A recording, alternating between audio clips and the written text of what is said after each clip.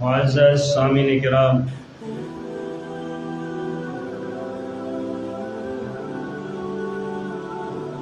Gregorian calendar کے حساب سے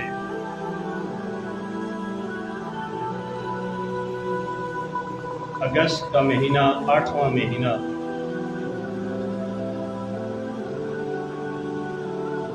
ہماری زندگیوں میں جاری و ساری ہے۔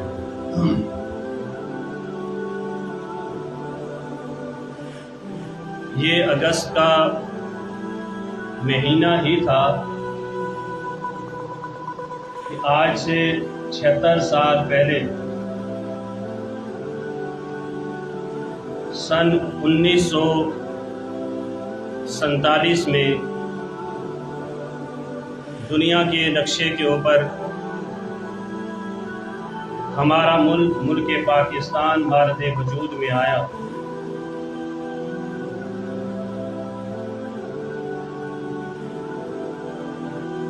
ہمارا یہ ملک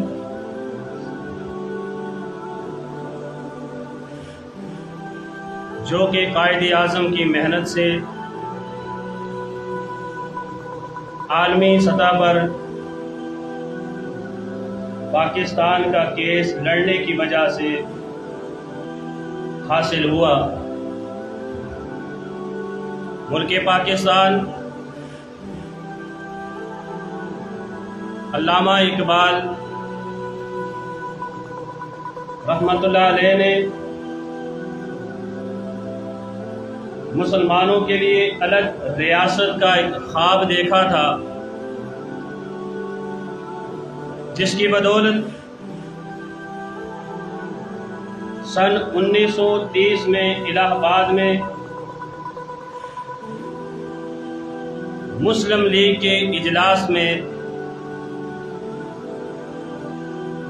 نظریہ پاکستان تشکیل دیا۔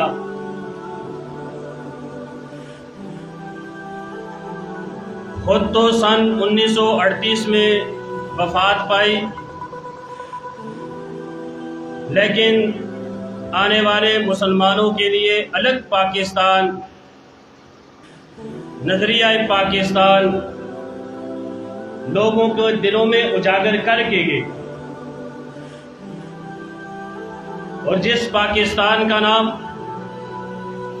برطانیہ کی یونیورسٹی میں بیٹھے ہوئے ایک نوجوان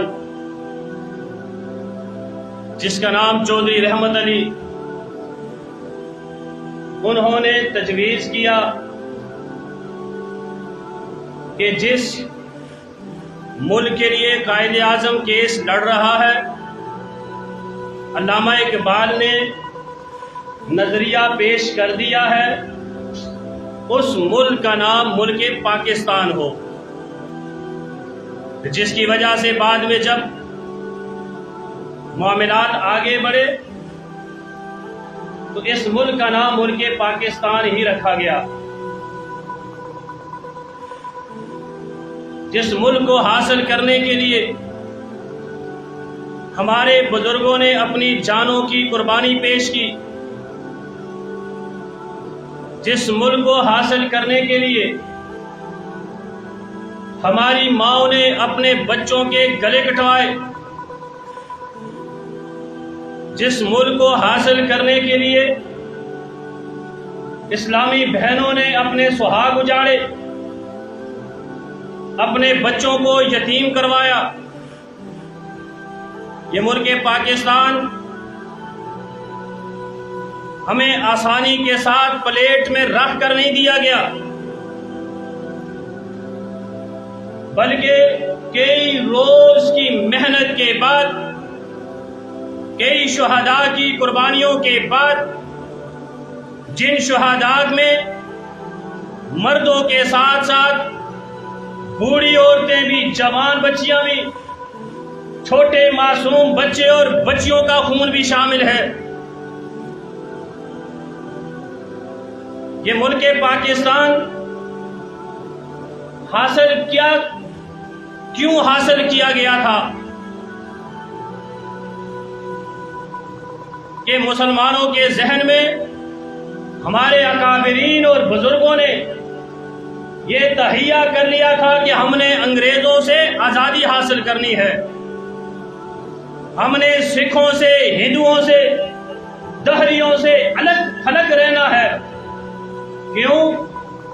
ہمارا نظریہ الگ ہے، ہماری سوچ الگ ہے، ہماری فکر الگ ہے کہ وہ کسی اور کی پوجا کرنے والے، ہم رب کے ماننے والے، وہ کسی اور کو اپنا خدا کہنے والے، ہم عرش کے مالک کو اپنا خدا کہنے والے۔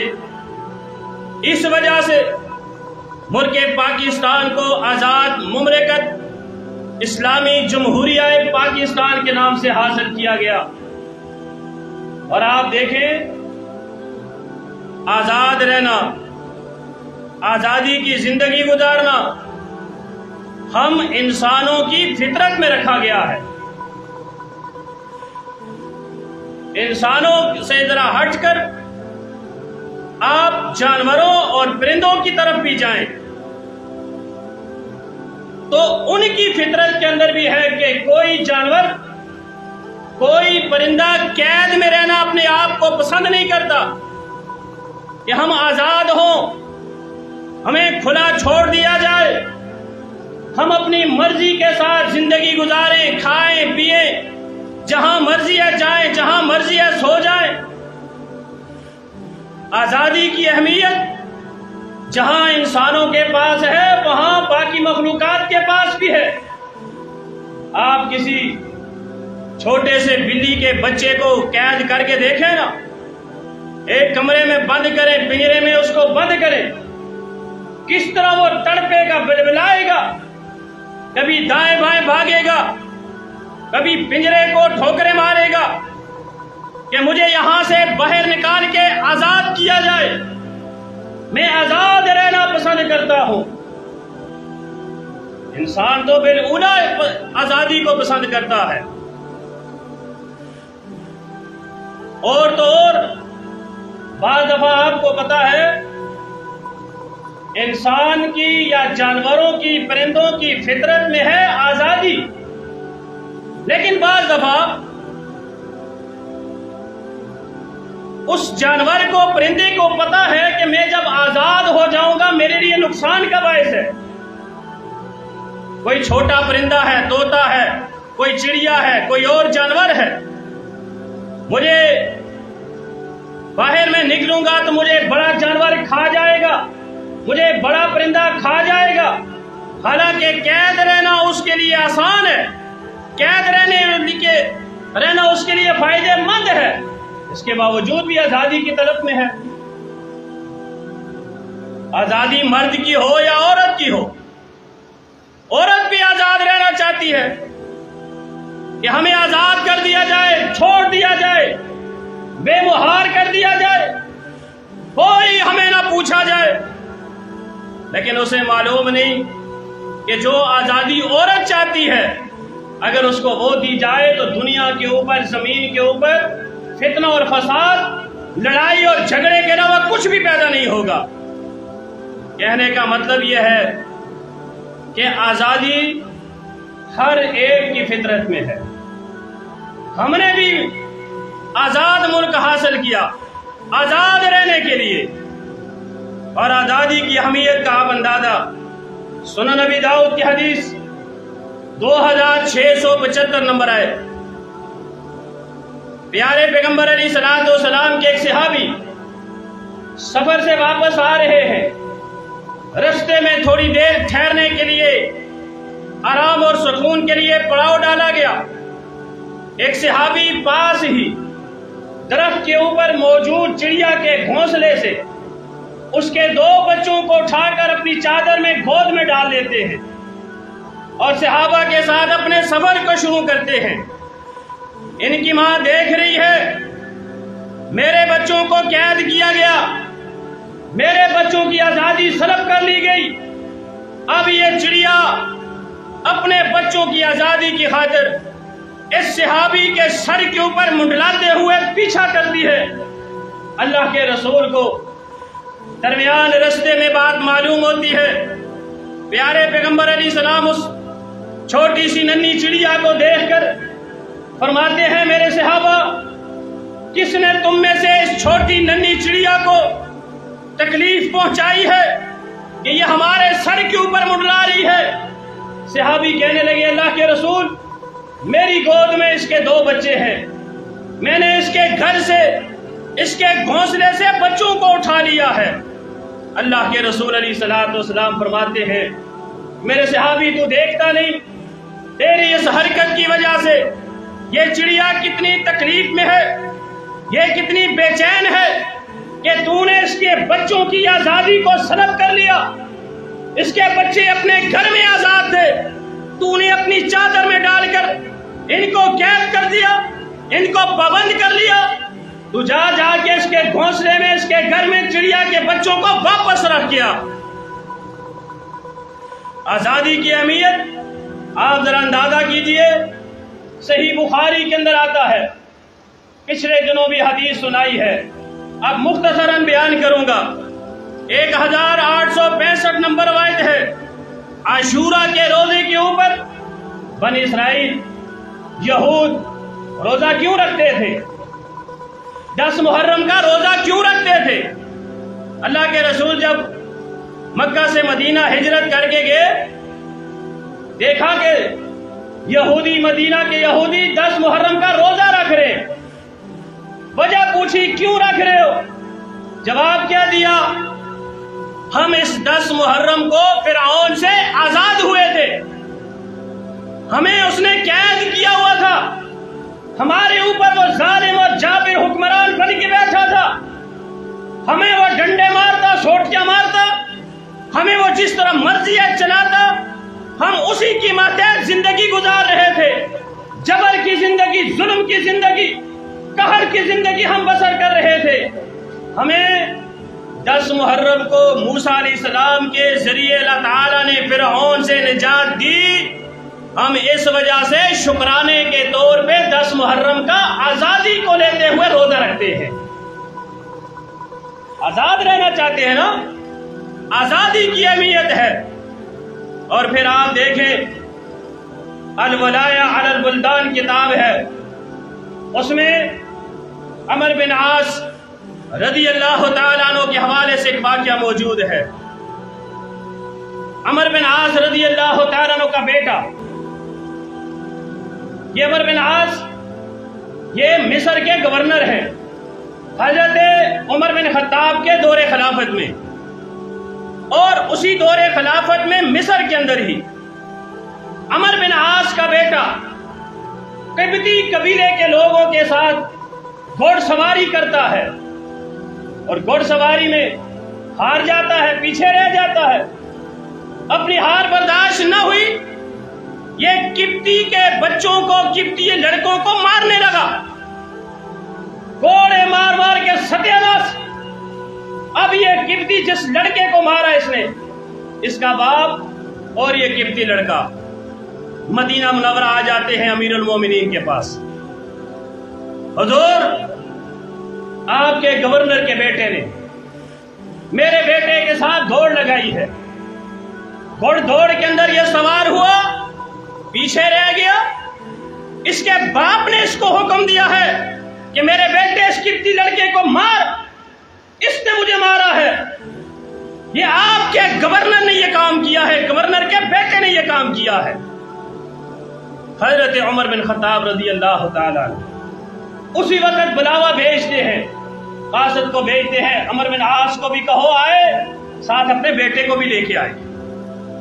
अमर बिन आस भी आते हैं, बेटा भी साथ आता है, आमने सामने होते हैं, वजह पूछते हैं। किब्ती लड़का पहले की तरह ही सारी बात बताता है कि अमर बिन आस गवर्नर के बेटे ने मुझको मारा है। अमर बिन आस भी मान जाते हैं, हाँ मारा है। अब अमर बिन आस के बेटे के बारे में उमर बिन खत्ताब रजी अल्लाह तआला अन्हु हुक्म जारी करते हैं, एक कोड़ा किब्ती लड़के के हाथ में देकर कहते हैं कि किब्ती लड़के इसको मार, जितना इसने तुझको मारा था, मार इसको कोड़े। जब उसने कोड़े मारे, इतने कोड़े मारे कि उसका दिल पुरसकून हो गया कि हाँ मैंने अपना बदला वापस ले लिया। उसके बाद उमर बिन खत्ताब ने कहा, وہ لڑکے اگر عمر بن عاص کو بھی مارنا چاہتا ہے تو اس کو بھی مار، کیونکہ عمر بن عاص نے حکم دیا تھا کہ اپنے بیٹے کو کہ تجھے مارے۔ اور پھر لڑکے نے عمر بن عاص کو تو کوڑے نہ مارے، لیکن عمر بن خطاب رضی اللہ تعالیٰ عنہ نے عمر بن عاص کو مخاطب کر کے بات کہی کہ عمر قد استعبدتم الناس وقد ولدتهم امہاتهم احرارا۔ عمر، تو نے لوگوں کو غلام کب سے بنانا شروع کر دیا ہے؟ تو نے لوگوں کے اوپر ظلم و جبر کرنا کب سے شروع کر دیا ہے؟ تجھے پتا نہیں ان کی ماں نے تو ان کو آزاد پیدا کیا اور تو ان کو غلام بناتا ہے، ان کے اوپر ظلم کرتا ہے؟ یہ ہے آزادی کی اہمیت۔ انسان پیدا ہوا ہے آزاد، رہنا بھی چاہتا ہے آزاد۔ اسی مناسبت سے ہمارے اکابرین نے یہ ملک پاکستان سن 14 اگست 1947 کو حاصل کیا آزاد، کہ مسلمان جہاں پہ رہیں گے آزاد۔ اب آزاد کا کیا مطلب ہے؟ جو مرضیاں کریں؟ جی ہم آزاد ہیں، آزاد ملک ہے، جو مرضیاں کریں۔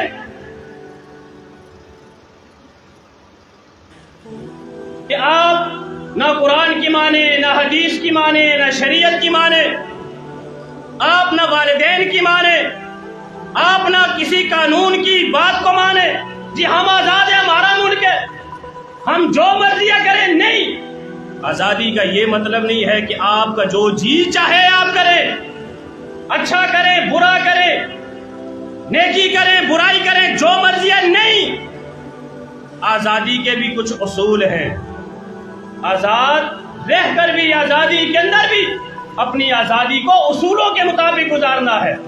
آزادی کا مطلب یہ ہے کہ انسانوں کو انسانوں کے ظلم سے آزاد کرانا، انسانوں کو انسانوں کے بنائے ہوئے ظالمانہ جابرانہ قانون سے آزاد کر کے ان کو آزادی دلوانا، یہ آزادی ہے۔ اور پھر شریعت کے مطابق انسانوں کا زندگی گزارنا، قرآن مجید کے مطابق زندگی گزارنا، رسول اللہ کی سنت کے مطابق زندگی گزارنا، یہ آزادی ہے۔ آزادی کا یہ مطلب قطعاً نہیں ہے آپ چوری بھی کریں تو کوئی نہ پوچھے، آپ زنا بھی کریں تو کوئی نہ پوچھے، آپ پاکستان کا بنایا ہوا قانون بھی توڑ دیں کوئی نہ پوچھے۔ ہم ملک آزاد ہیں، لیکن قانون کو فالو کرنا، قانون کی پاسداری کرنا ہماری آزادی کا حصہ ہے۔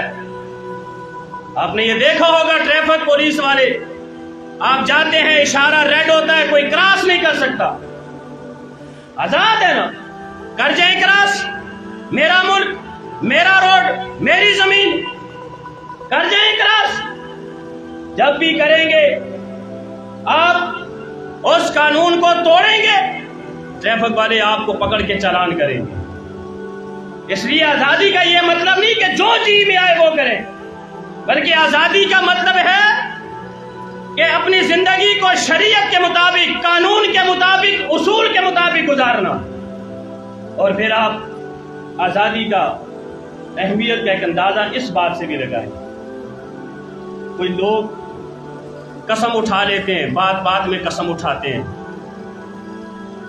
وہ جھوٹی قسمیں بھی اٹھا لیتے ہیں، پتہ نہیں ہے کہ جب کوئی قسم اٹھائے گا تو قسم کا کفارہ بھی دینا پڑے گا۔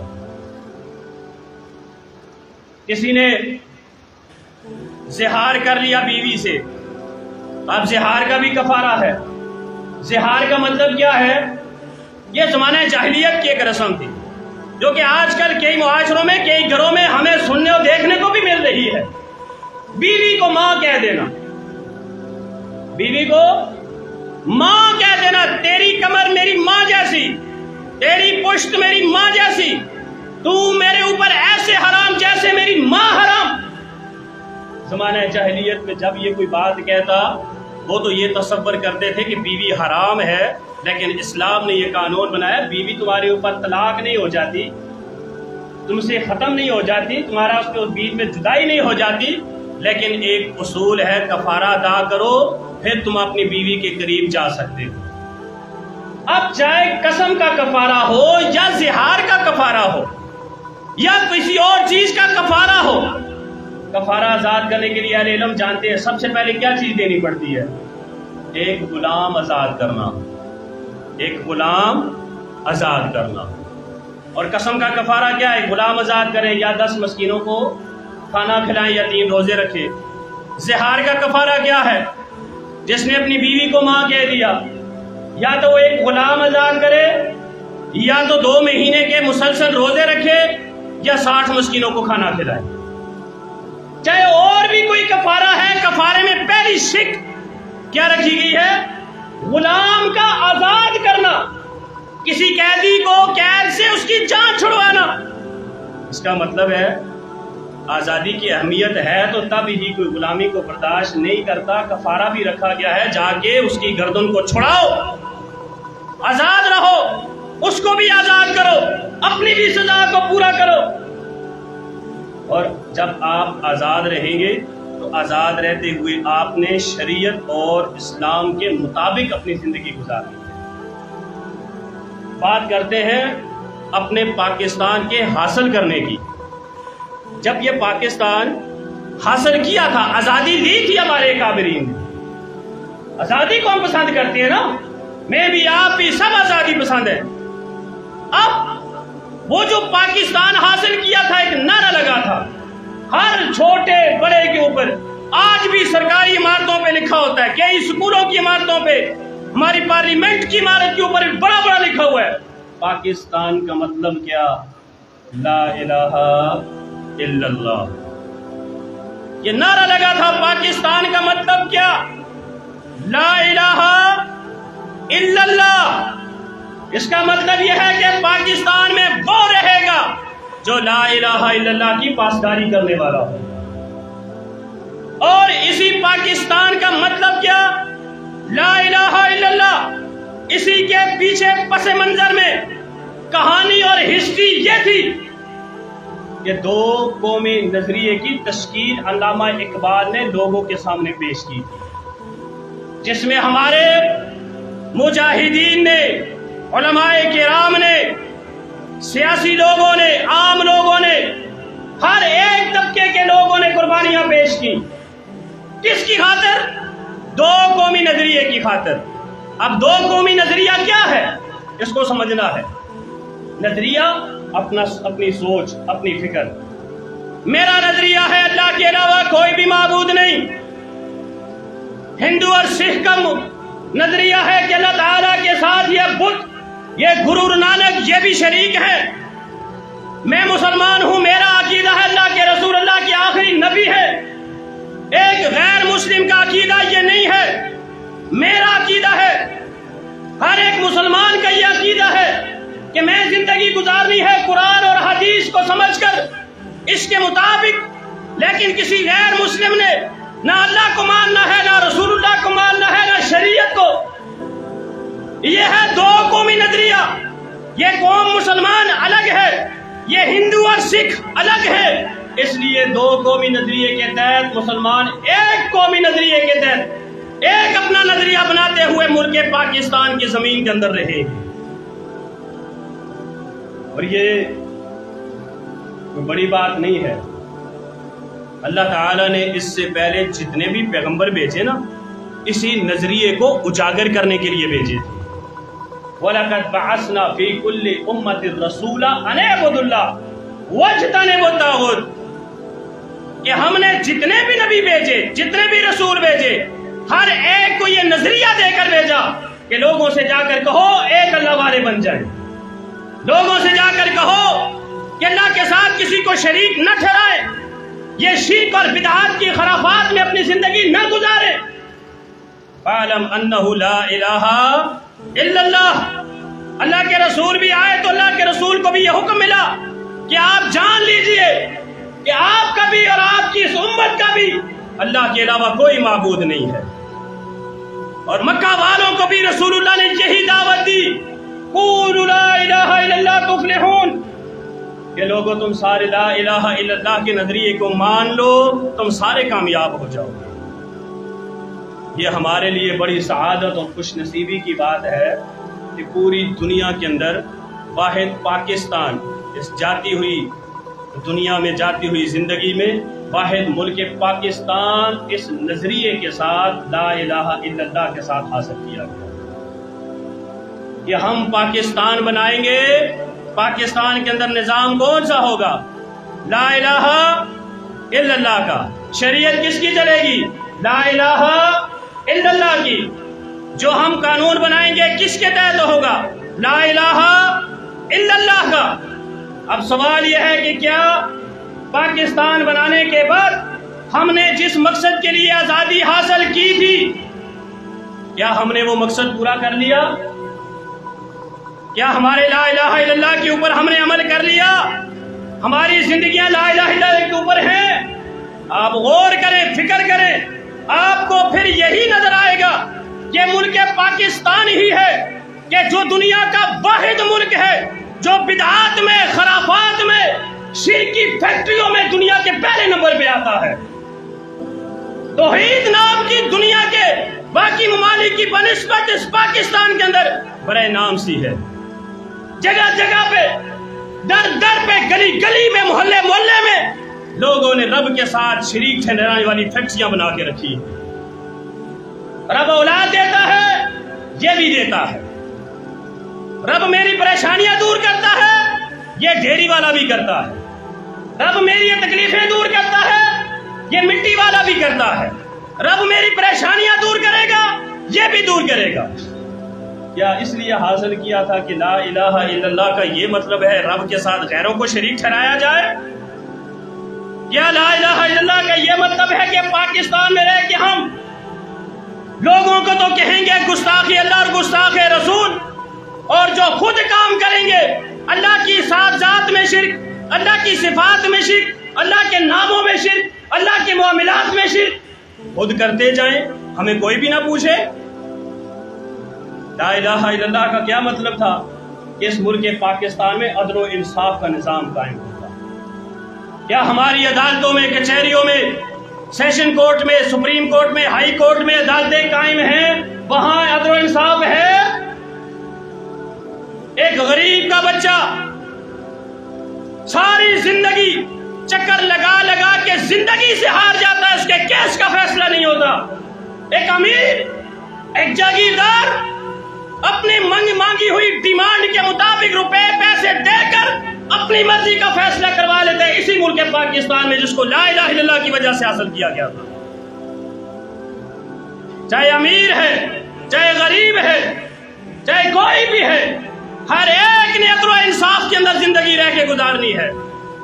گھر کا سربراہ ہے تو نیچے والوں کے اوپر عدل و انصاف، گاؤں کا چودھری ہے تو گاؤں والوں کے لیے عدل و انصاف، ایک صوبے کا ایم پی اے ہے تو صوبے والوں کے لیے عدل و انصاف، ایک حلقے کا ایم این اے ہے تو وہ اپنے حلقے والوں کے لیے عدل و انصاف، ملک کا لیڈر، وزیر اعظم، صدر ہے، ہر ایک نے عدل و انصاف کو پکڑ کے رکھنا ہے۔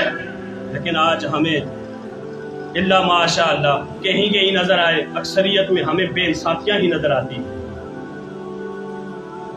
نئے نئے کیسز آپ کے سامنے ہی ہیں۔ وہ جج کے گھر میں چھوٹی سی بچی کے اوپر ظلم و ستم کے وہ پہاڑ ڈھائیں گے، اب کیس شروع ہو گیا۔ فیصلہ کرنے والے بھی کون ہیں؟ جج کی ملازمہ ہے۔ فیصلہ بھی اب کون کریں گے؟